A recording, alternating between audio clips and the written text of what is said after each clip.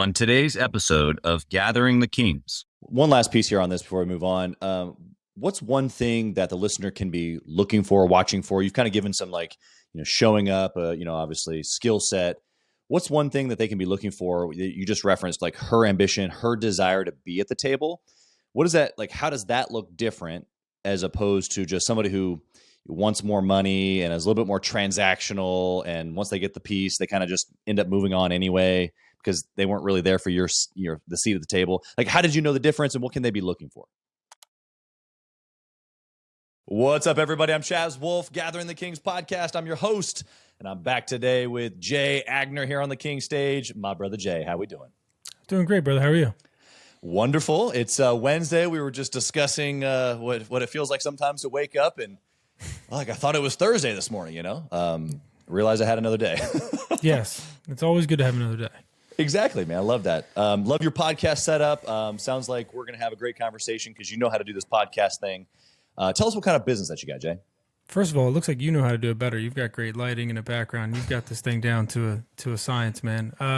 So my job is CEO of a software testing company, JDAQA.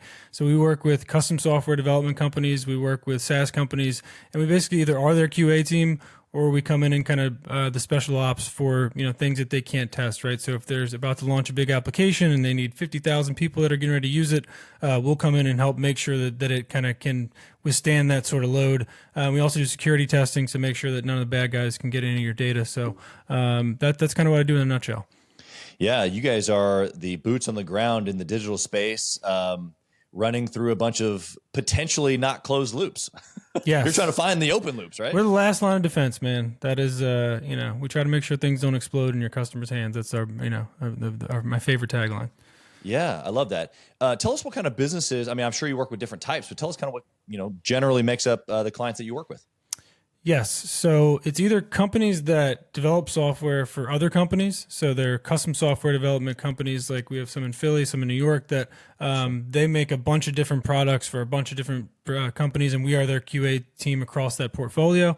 We also work directly with SaaS companies, e-commerce, real estate, basically you name it in the SaaS kind of realm, we have dealt with it before.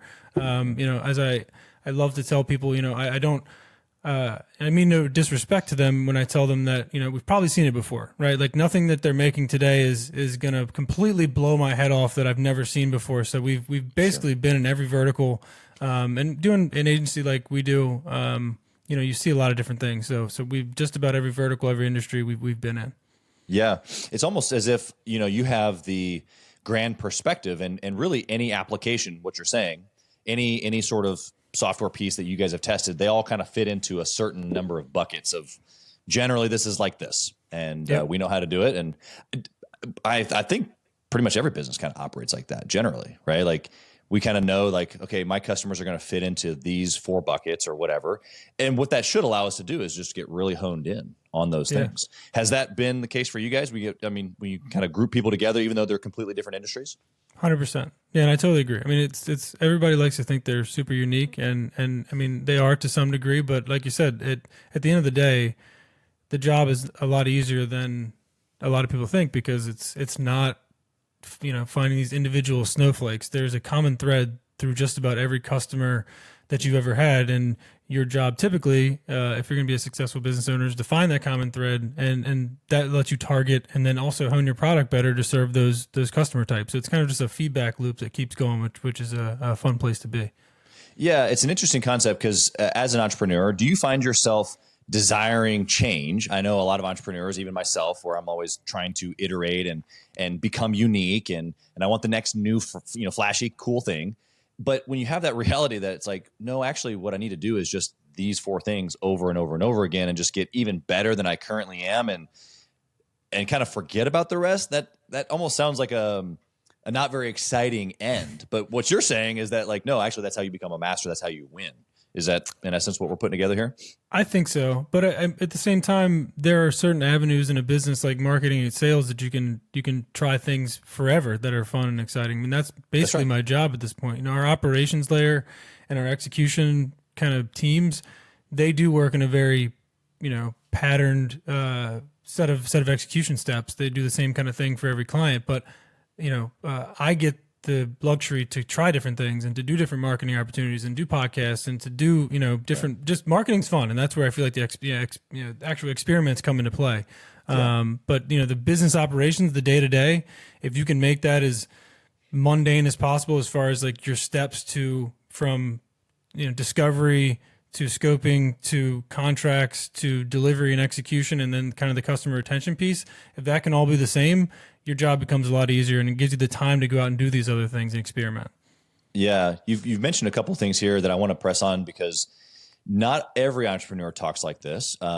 And so for the listeners paying attention when, they're thinking about creating systems, you've given us a really good idea of what can be systemized or maybe what should be systemized, but you kind of held off, you said sales and marketing, but even more so, you kind of heightened marketing as being like this fun, testing, trials, like, very colorful area of the business. Do you have a belief around a CEO spending time in marketing, or is that something that, CEOs can hire out? What are your just thoughts on you being CEO and in the marketing seat? I don't like work, right? I don't like things that feel like work.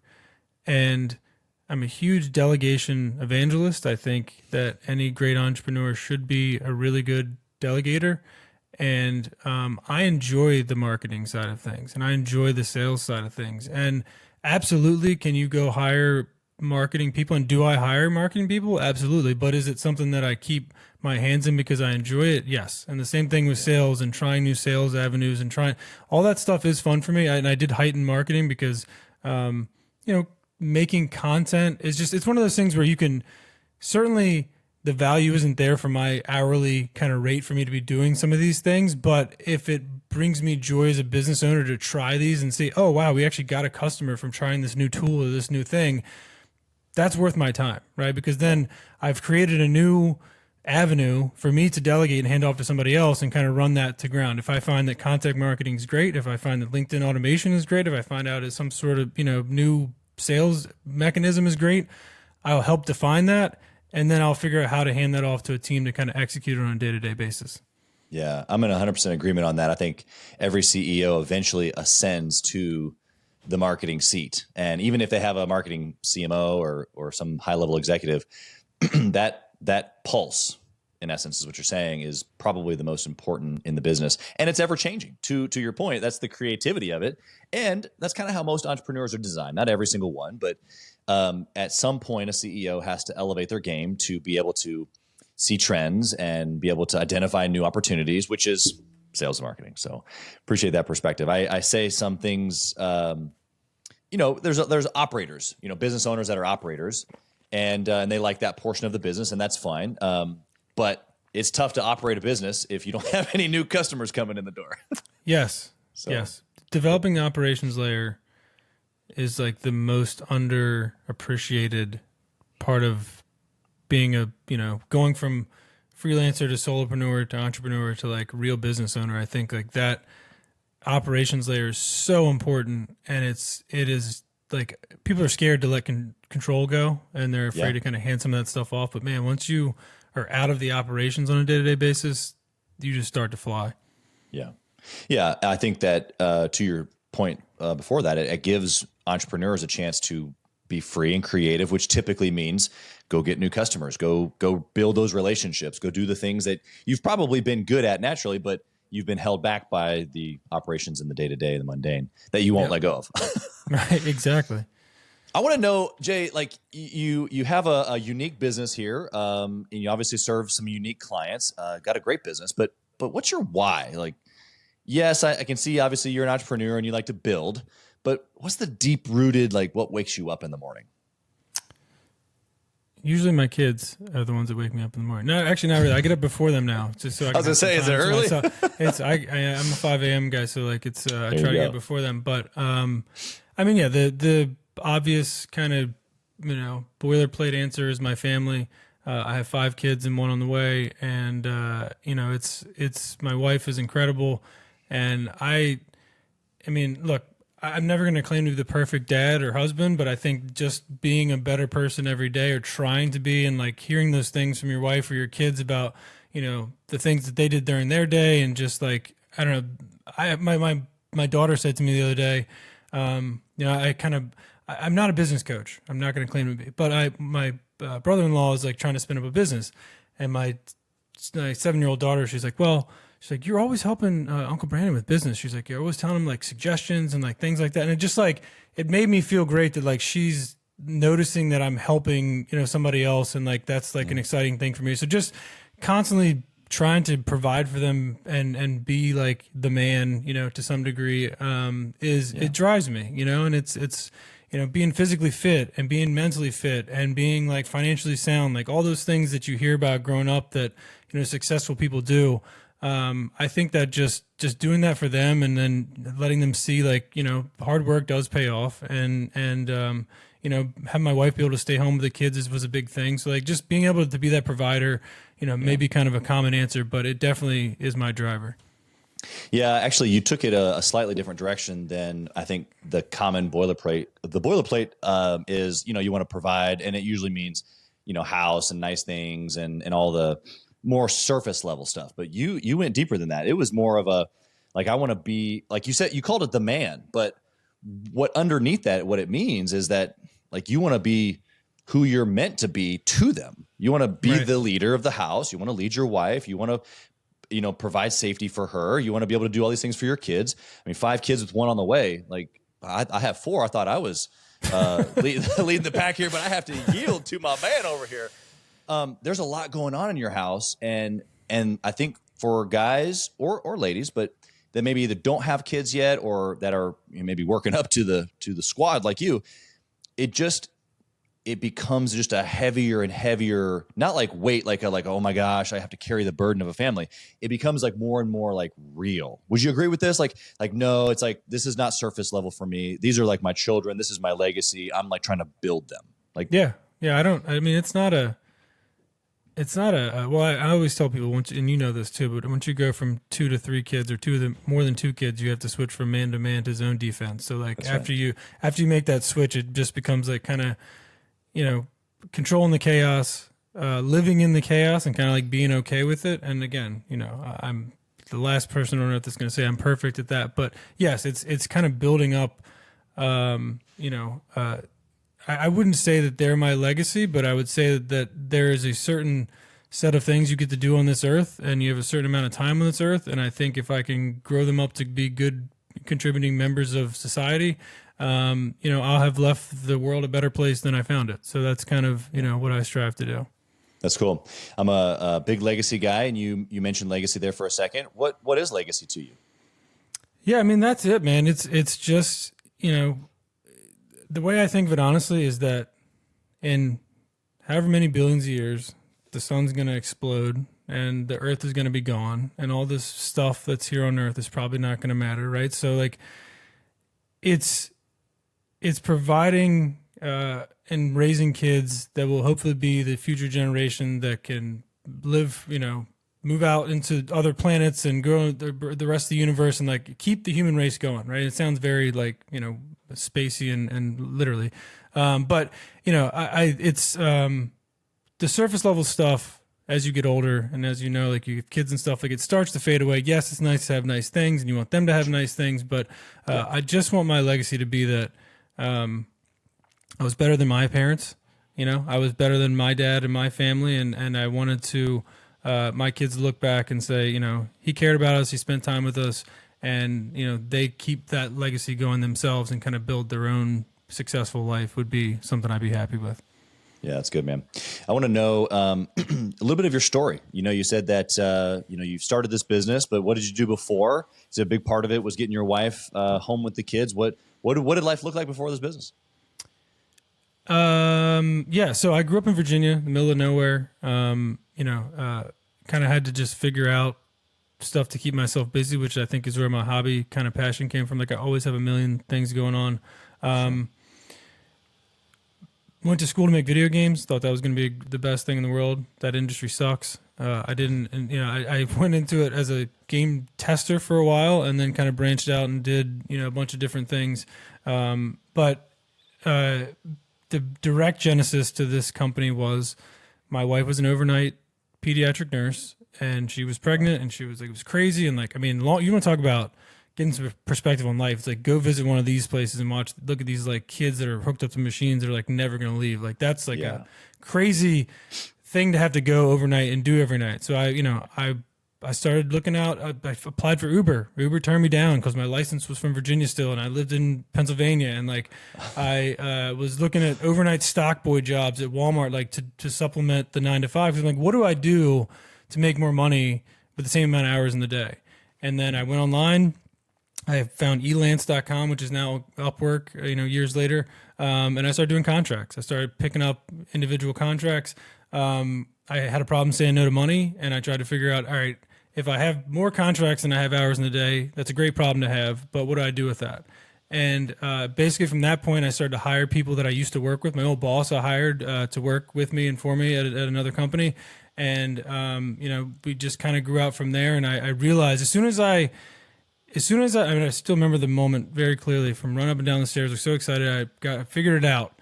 It was this company was going to pay me $50 an hour, and I was going to be paying my guy $25. And I was like, I'm going to make $25 an hour and like not have to do anything. And I thought that was the craziest, just thought to ever have. And it kind of just like exploded at that point. And now, we have 60 plus people, and we're, 3 different continents. And like that little moment though was the one where I realized like I can have other people work for me.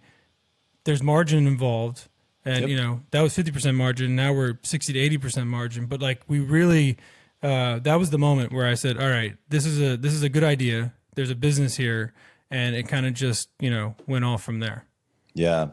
Love that. For the person that's listening right now, that moment of, I can charge 50 and I can pay 25 and I get to make 25 for nothing. It's, it is a conundrum, really. It's like, wow, this is pretty powerful. But the value in that is that you secured the client, you secured the person, you put the contract together, and it's a higher level, maneuver. It's a higher lever that you pulled, and so that therefore you get paid more. And that's how business works. So I appreciate you giving such a plain example on that. I think that's important for people to know as they begin to scale, that it's okay to do that because their value is in the scaling, right? And that's what you were doing. My wife had the same thought. She was like, well, she's like, is this like ethical? Are you supposed to be? I'm like, this is how business works. Like, this is every business that's ever been had ever. Like there's a margin. That's why companies, charge less than they pay their employees. That's just how it works. So that moment is important. Well, and that's why that guy worked for you, because he didn't have a client. He had the skill, but he had no client. You had the client, but you wanted to be able to help 2 clients at once. And this is just how it works. And again, you scale it up depending upon the number of people. You have obviously done a great job with that with 60 team members. What was a practical, just really good business decision that you made? Obviously, I'm sure there's been plenty with 60 people, but as you've scaled, just something super practical that you can share with the listeners.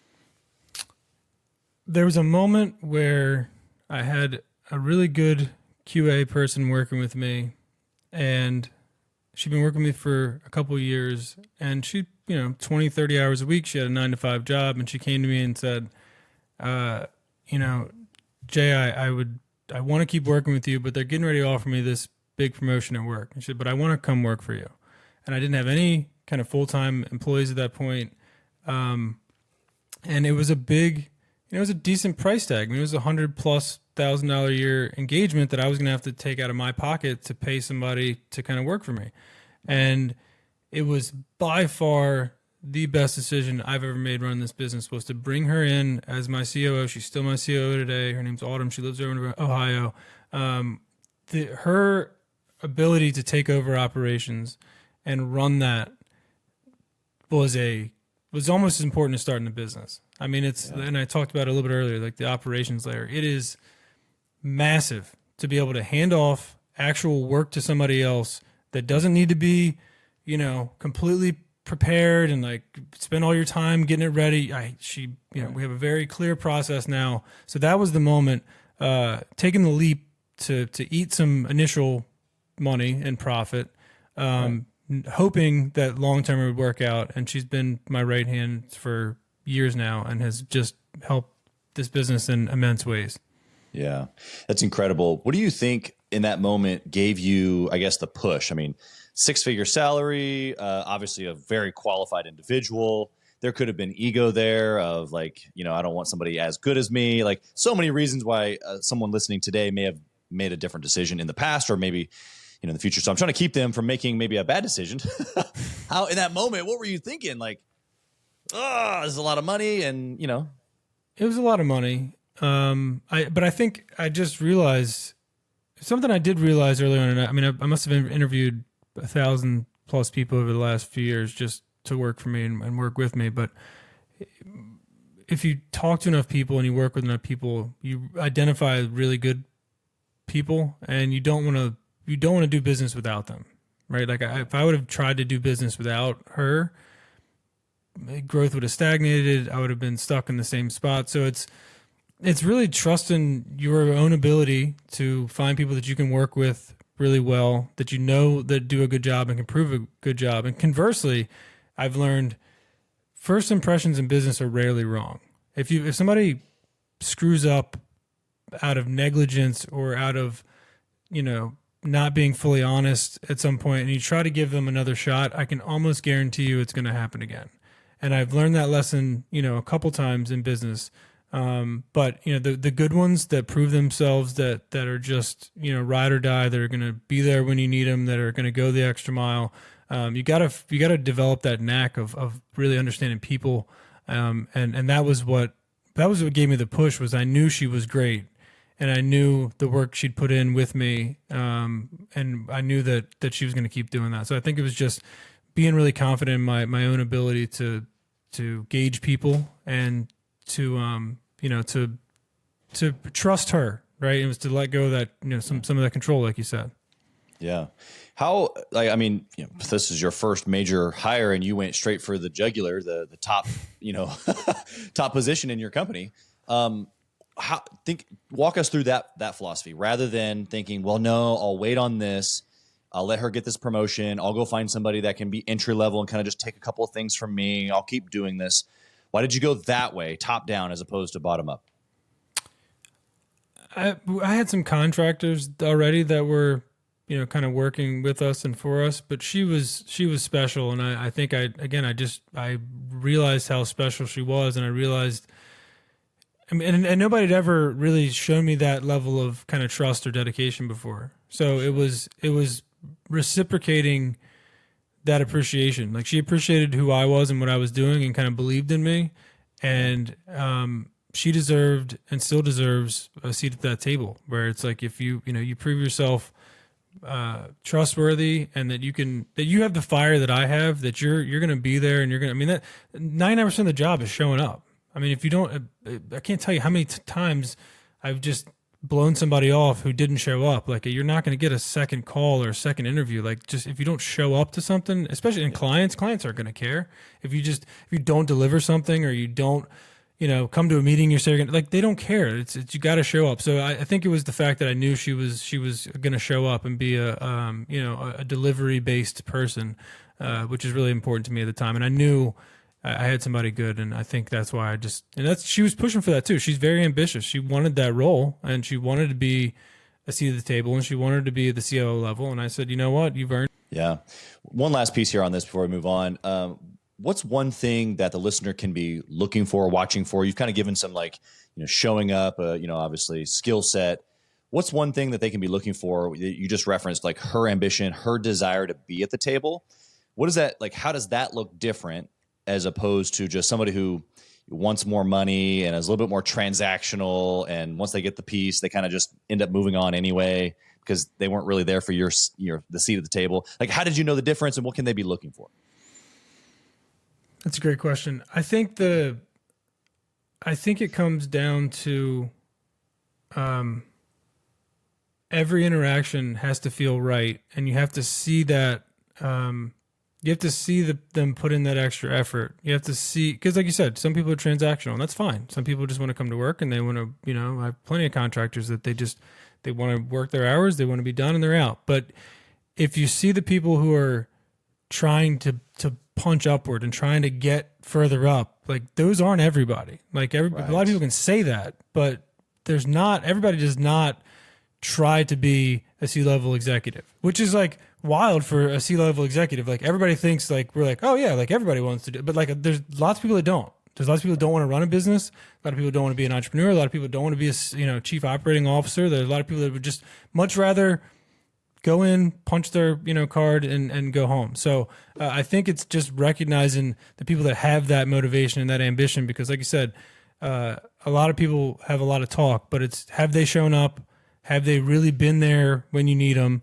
And if they do, then you got to trust and reciprocate and appreciate these people. I think that's why people work for me, is because I try really hard to treat them like human beings. And if they're putting in work, all I have is money, right? Like it's all I can give people. I mean, I give them my love and my respect and my time, but beyond that, it's money. So you have to, pay people right, give people bonuses when they show up and when they do what they're supposed to be doing and they go above and beyond, and just treat them like human beings. And so, yeah, to answer your question, I think it's you got to identify those people that have that spark, who have that real drive to go up, because everybody doesn't have that. Yeah, I think it's probably one of the most powerful things that you've said. You've said a lot of powerful things, but the fact that that's not everybody, that push, that kind of like constant, like they're pushing up against even you, even almost getting you out of the way. Yeah. That can feel wrong to an entrepreneur that has a big ego, and that'll be pushed down. But that is a glorious thing, what you're talking about, of just recognizing that and then being able to go, okay, wow, let's see what this person does with this. Right. Oftentimes they don't disappoint because they're, like you said, they're not like everybody else. Tell us, Jay, about a bad decision that you made. Something, again, practical that you did that just wasn't your best hour that we can learn from. Trying to do too much, too many clients, too many deliverables. There was a client that we had some CRM application that was a pretty good client at the time, and it was great for back then. And I was running 5 or 6 contracts at the same time. I didn't give, whatever release that was supposed to go out enough attention, because I was actually doing the QA work back then. Of course, the one thing that you miss is going to be the one thing that the client goes to do, and she went to do it. Her client went to use it. It broke the whole system. And, I still remember the feeling of, she actually said to me on the call, the CEO of the company, she said, this isn't, goodbye. It's just, we're going to take a break for now. And I'm like, oh God, that is just, I felt like I was getting broken up again. I was like 14 again, like losing a girlfriend. Like it was very devastating, but that stuck with me. And I try to use that motivation with my guys and say like, look, we have got to, cross every T. Because like I said, the one thing that you overlook is going to be the one thing that your client finds. So it was really just, it was burnout. It was trying to do too much at the same time. That was before I brought on really, enough contractors to help me. But it was trying to, be everything for everybody, which, you gotta know your role. Yeah. Yeah. There's 2 pieces here, and it sounds like you did maybe a mixture of both. So I want to kind of dissect this a little bit. Because I've also been in this position where there's just, a lot going on here. And I feel like there's really 2 ways to handle it. You either retract backwards, which is someone fires you or you let a client go or 2, and you kind of just reshore up what you have, or you have to go higher, which can potentially be even more messy for a period of time. But then, of course, things stabilize. It sounds like you've done a little bit of both. What would you say to the listener is maybe a better way, or maybe a way that you did it more detailed? Hire contractors as soon as you think you need help would be my advice. Don't wait, meaning? No, don't wait. Try to find things that somebody else can do for you. It's all about buying back your time. If there's any message for any of this stuff, it's just buy back your time, man. Buy it back on the day-to-day basis, on the operations side, on the whatever you can do to buy back your time to do the more important things, do it. So yes, it is 100% hire, and especially contractors, right? There's a million. We live in a remote world now. It's easier now than it was 10 years ago when I was doing this. If you hire somebody, 1099 contractor, that can do the work that you want to do. You don't have to go in this big investment of hiring these W-2 employees all the time. Now, yes, there's certain scenarios where that makes sense, but 1099 somebody. Bring somebody in that can help take the load off your plate 10, 15, 20 hours a week, regardless of what the task is. If it's doing the actual work that you're doing, or if it's administrative stuff that you have to do, or operation stuff, like waiting to do that too long is one of the bigger, and it's easy to do. It's easy to wait, but I would say, don't slow down by, losing clients or by not accepting jobs or by doing whatever. Like, you're just shooting yourself in the foot. Like, why would you ever do that when, if you just do the math, hire somebody for cheaper, get a new client, and just kind of rinse and repeat. Yeah. I think what could be helpful for the listener here, almost like a word picture that I've used several times. I've owned many Edible Arrangements franchises over the years, and we've got big times of the year, Valentine's Day being one of them, where we'll do just thousands and thousands and tens of thousands of strawberries.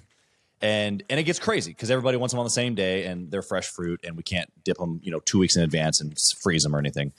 So we have, just tons of people. I had 7 locations at one point, 500 plus temporary workers over a 4-day period, like just logistically a nightmare. But as I've gone through that process of developing, this thing over a 4-day period and being able to, have this machine move forward, this word picture of like, you got to be like in it, but then like you got to come up above and be able to watch what's happening. Right. And then you got to go back down. But if you stay down for too long, you're not paying attention to all the moving pieces of the machine. And this is how business works. This is not just a holiday at Edible Arrangements. In essence, what Jay has given to you guys right now is if you stay down too long, then you're going to miss the opportunity to hire the contractor because you're in it for too long. And so you got to pop back up on a regular basis. You don't pop up for very long typically when it's in the early stages like that. You pop up, you take a look around, you make sure if you need to make any adjustments, hire a contractor like Jay's talking about, and then you go back down. But you've got to be able to know how to come up and down into the vision, because otherwise you're going to get smacked in the face with a lost contract or a whatever because you're down in the weeds and not paying attention enough. Now you can't do the opposite. You can't go up here all the time, right? Because then you have, not enough work or something's happening down below in the operations and you're not paying attention. And then you're losing all your money because I've got people standing there and no strawberries to skewer or whatever the situation. Right. So I think that what you gave is really, really powerful because we always get stuck. Like, oh my gosh, do I know? I don't know. I'll just take care of it, But it's stagnating growth. Even though you're accepting it and quote unquote doing more, what Jay's telling to you guys is like, you're just going to cut yourself off eventually because you're not growing ahead. You're not keeping your head up. Would you like to add anything to this, Jay?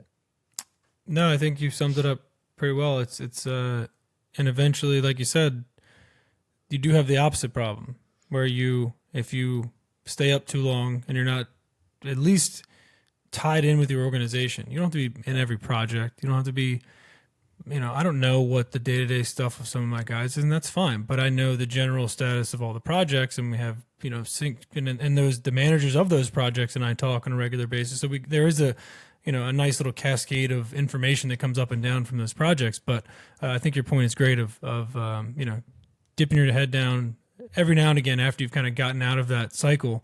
But certainly, hire people before and hire assistants before you think you need them. Yeah, that's a big one. It's a big one because we think we can do it. You think you can do everything. I mean, you can, but you can't, right? You can. That's right. You can, and that's the problem. You can't. You can do it all, and then you can't. Yeah, and then you can't, which is tough. I had a guy. Tell me what you think about this. I had a guy on the podcast. I don't know, maybe 6 months or so ago, and we were same vein here. Like, yeah, you can do all things, and he's like, yeah, here's the problem is that you might be capable, but you doing all the things at the same time. If you're just being honest with yourself, looking yourself in the mirror, you can't be 100% at all of them. So you got 4, 5, 6, 8, 9, 10 things going on, and you're 25% on all of them at best. And so you hire the one person to do that one thing, and even though they might be 80%, and you're thinking, oh, they're not as good as me. It's like, well, no.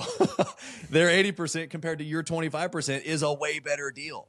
Yes. I'd be curious your thoughts. Did we talk to the same person recently? I feel like I heard that story recently. Maybe, yeah. I'll have to figure out. But yes, that's exactly the same thing I heard. Yes, 100%. Yeah, if you're not, there's no way that you're going to do as good a job as somebody that you bring on. And like I said, even if they're not as high level as maybe you would be doing sitting down there, but you can be off doing 15 other things. Like that's the whole thing is buying your time back. Yeah. Yep. It's good. Tell us about a business resource, maybe a book, maybe a podcast, maybe an event that you've been to, something that you've invested time and money and effort into that's been beneficial that we can go check out. I've got 2, if that's all right. Yeah. The Collision Conference in Toronto, I visited for the first time last month, and that was mind-blowingly fantastic. There's 36,000 people there. Oh. All sorts of tech and product and all. It was an incredible resource, and I would highly recommend people check that out. As far as books go, Fanatical Prospecting by Jeb Blount is probably great book. I mean, even if you're not going to sit down and cold call people, just the theory behind nobody's going to sell your business for you. Like they're not, and even if you hire salespeople, like you still have to be so tuned in to like getting new business, and it's like such a big deal. And that was just one of those like, something clicked when I know I'm an Audible guy. Like I don't even, I love to like do other stuff and listen to books, but that was a huge one for me. Yeah, I've got to echo that. A lot of the books that have been recommended on the show I have read, but that one I have read many, many, many times. One of my favorites, probably in the top 5. Jeb does an incredible job, especially for your industry where there's just much larger tickets, much more enterprise clients. Yeah. He does an incredible job of describing what that sales journey looks like. And fanatical prospecting, I love the word fanatical, intense, whatever it is, because that's like, let's just be honest, that's what it is. And if you're not like that, you're probably not going to be successful, or not for very long, at least. So yeah, you're not crushing it if you're like mundanely trying to get prospects. Like it's a very good word. I imagined one of your guys coming in saying, "Yeah, I'm going to mundanely send out some prospecting emails, and I'm going to mundanely." You're out of here, buddy. You're out of here, buddy. We need fanatics only. Which fits a Philadelphia fanatic. The Philly fanatic. So that fits very well. There you go. I have a question about family. You've got a big family. We talked about that a minute ago, but I'm a big fan of the word obsession. I don't like the word balance at all. In fact, I don't even think it exists. So you know how to obsess in your business. That's why you've been successful. Tell us how you've obsessed over your wife and over your kids at the same time, because I believe it's possible. It's a great question and great point. Yes, it is possible. I have always, it sounds cliche, but I've always put them first. Like I can't tell you how many meetings or podcasts or whatever I've put off or rescheduled or changed or whatever so I can go, help my wife do something or go to a kid's event. Like I don't live my life for the business, but I never have. Even when I was in 9 to 5, like I never really cared. Like it was never something where it was, if my wife needed me, I was there. If I had to be for my kids, whatever doctor's appointment or for a field day or whatever it is, like I'm going to be there. Like it's never been a question for me. And it's funny because I'm sure maybe you can relate with this in some of your audience is like, significant others can get a little too used to that and they can assume that you have a lot more time and it almost becomes a problem with, how much you have to work when like in reality, you're not working nearly as much as anybody else on planet Earth. So it is an interesting, I'm not going to call it a problem, but it's an interesting situation you get yourself in where the people in your life, like my daughter's 7 years old, my son's 10 years old, like they haven't been away, like physically more than like a mile from me, like in the, like I'm always around, like I've worked from home, I've done whatever. So I mean, to say that I obsess is like, I'm up every morning doing breakfast, doing whatever. Like I'm here, this week they're going to camp, but when they get back, 4 o'clock onward, Dad's going to be, so it's, if I'm not in this office working, and even if I am, they'll stroll in and, I'll do my little song and dance, to pretend like it's not a big deal with the person on the phone or the client that I'm talking to. But yeah, it's just constantly making sure that things are okay and things are like level in my house, and then everything else comes after that. Because I mean, making, as you know, like making money is not hard, right? Like you can make money by working whenever. And somebody said something the other day that really stuck with me. It's like, your bosses and your employees are not going to remember in 5 years that night or those nights that you stayed up late. Your kids are going to remember that you missed whatever because you weren't there because you were working, right? And that just hit me, and I was like, you know what?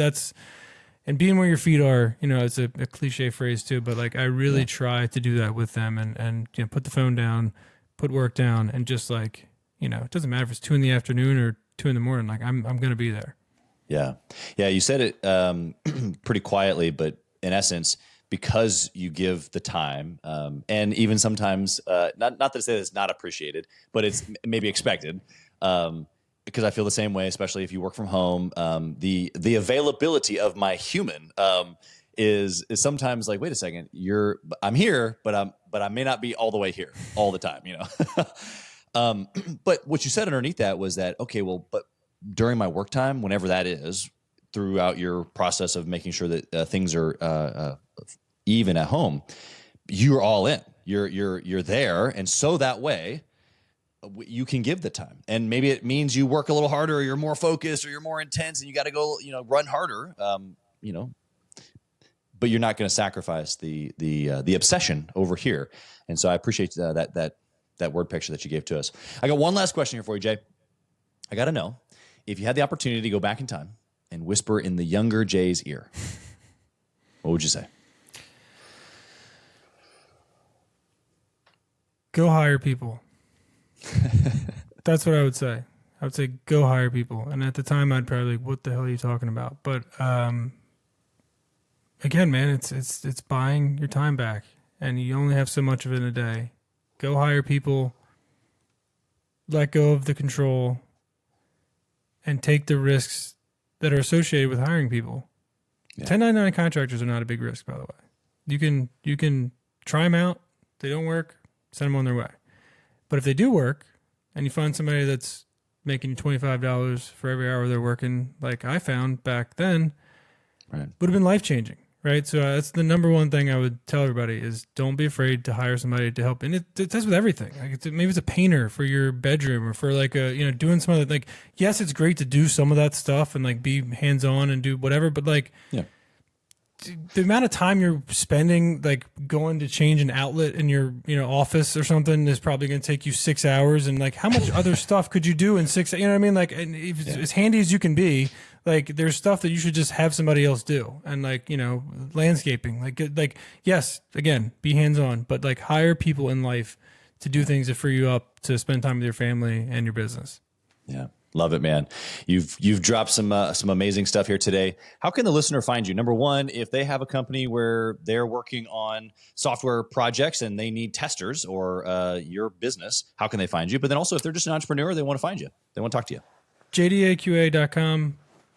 They can find me for any testing needs. My calendar is also in there. Anybody feel free to book a time. LinkedIn, huge LinkedIn guy, or Jay at JDAQA.com. Feel free to reach out. I love helping anybody I can. So appreciate your time today, Chaz. You're awesome.